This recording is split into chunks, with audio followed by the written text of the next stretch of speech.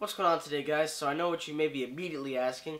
Wait, where am I right now? I actually just moved my chair in my room.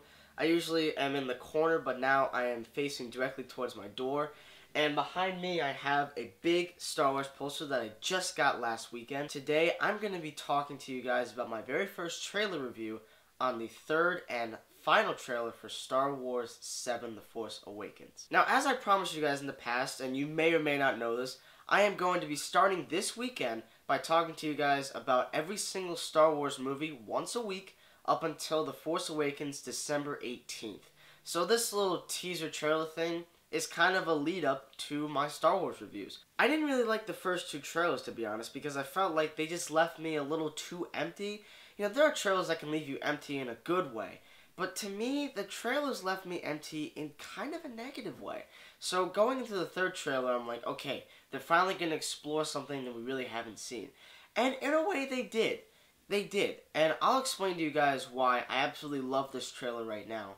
But in the beginning, when I watched it, I thought, you know, it was okay. I was kind of upset with the use of CGI, even though that's just inevitable. I'm not a big fan of the fact that J.J. Abrams is directing because I saw a big red lens flare. Lens flares belong with the Star Trek movies. And J.J. Abrams went from Star Trek Into Darkness to directing Star Wars 7.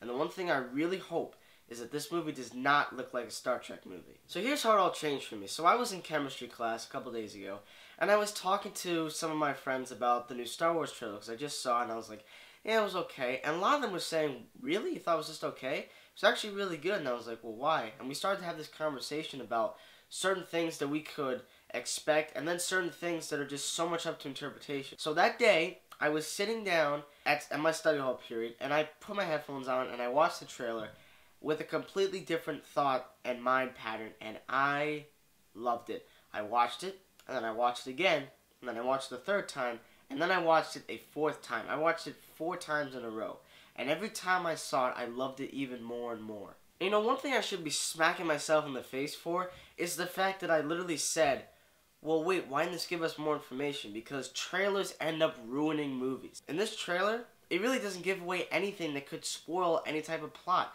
because it's so ambiguous and so open to interpretation that they only show you the tiniest little tidbits of information, because you don't know what's going on. I had no idea what's going on in the entire trailer, but I loved when Harrison Ford was brought in. Magical. That moment is still my favorite part of the trailer. It's true. Everything. This is a gorgeous looking movie. It really looks good. The cinematography looks amazing. And the actors, I don't really know who the female character we see in the beginning is.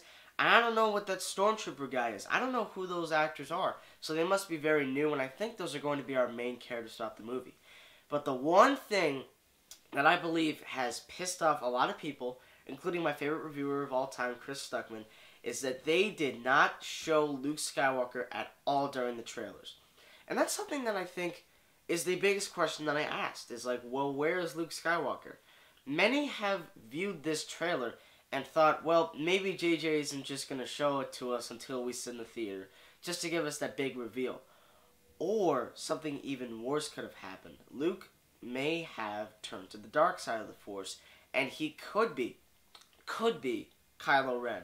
And I was actually kind of convinced about that at first, because there's a shot in the trailer where Kylo Ren is saying, I will finish what you started, and then it just pans to the Darth Vader mask. How would anyone else besides Luke know about Darth Vader returning to the good side of the Force and killing the Emperor?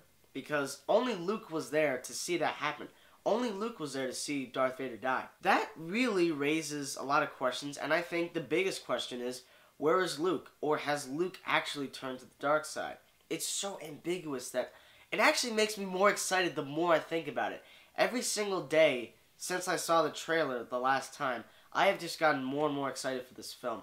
Guys, this trailer really is awesome, and the new Star Wars movie is coming out in 1 month, 1 week, and 1 day.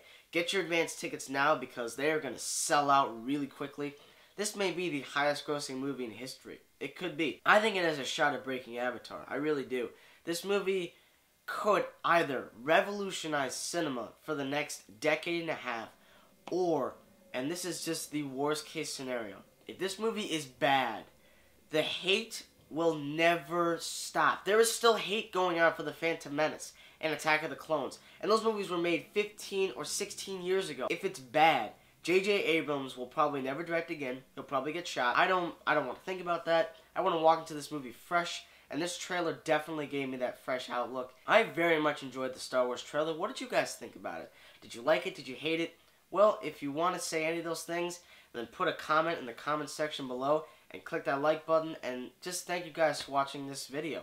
I really appreciate it. This is my very first trailer review, and I know it's probably a little bit too long, but I haven't gotten used to them yet. So when I start to do more of these, I'll probably make them shorter. But in the end, guys, thank you for watching once again, and stay tuned.